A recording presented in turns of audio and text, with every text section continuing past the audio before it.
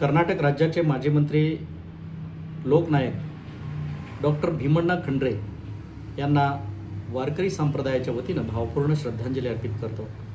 भीमण्णा खंड्रे हे केवळ राजकीयच नसून तर ते सामाजिक, शैक्षणिक, आध्यात्मिक अशा विविध क्षेत्रामध्ये आपल्या स्वतःच्या कामगिरीचा ठसा उमटवला आहे.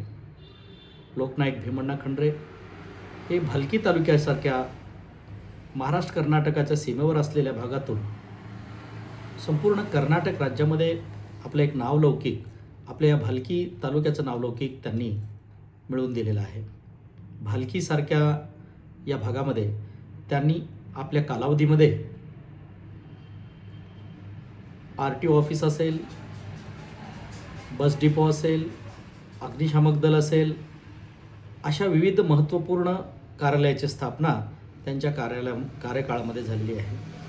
भीमण्णा खंड्रे हे राजकीय क्षेत्रातले असले तरी ते एक चरित्रसंपन्न व्यक्तिमत्व म्हणून ओळखले जातात. भीमण्णा खंड्रे